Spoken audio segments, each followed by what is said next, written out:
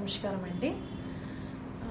మెయిన్గా చాలామంది ఏంటంటే ఫ్రీక్వెంట్ యూరినేషన్ అంటే ఏంటంటే ఎక్కువగా ఫ్రీక్వెంట్గా యూరిన్ వస్తూనే ఉండడం.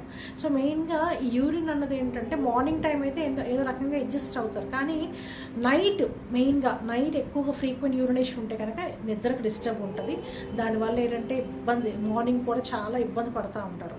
సో ఈ సింపుల్గా మనకి ఏంటంటే మరమా థెరపీలో అలాగే కలర్ థెరపీలో కూడా మీకు ఆ పాయింట్ ఒకటి చూపిస్తాను.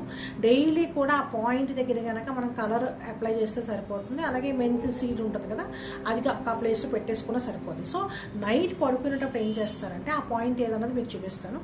నైట్ పడుకునేటప్పుడు మనము ఈ పాయింట్ ఏదైనా చూడండి, ఇది లెఫ్ట్ ఇక్కడ బైలాటర్ 2 చేతుల్లో కూడా ఉంటుంది, చూస్తారు కదా, ఈ 2 ఫింగర్స్ మధ్యలో వస్తుంది ఈ పాయింట్. ఓకేనా, క్లియర్గా ఈ పాయింట్.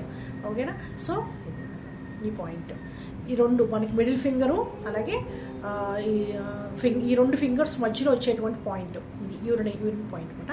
ఈ పాయింట్ దగ్గర కనుక మీరు చక్కగా ఎల్లో కలర్ మార్కర్తో మనం వేసేసుకుంటే సరిపోతుంది. లేదు మార్కర్ లేదు అనుకుంటే కనుక చక్కగా ఏంటంటే పసుపు ఉంటుంది కదండి, పసుపు ఈ విధంగా ఇక్కడ అప్లై చేసేసుకోండి.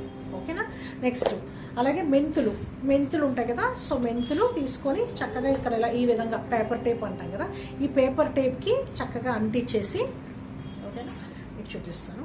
సో ఇది ఈ విధంగా ఈ ప్లేస్లో ఇట్లా అప్లై చేసేసుకొని నైట్ పడుకున్నారనుకోండి, ఆటోమేటిక్గా మీకు ఇంకా ప్రాబ్లం ఉండదు, యూరిన్ ప్రాబ్లం అన్నది ఉండదు.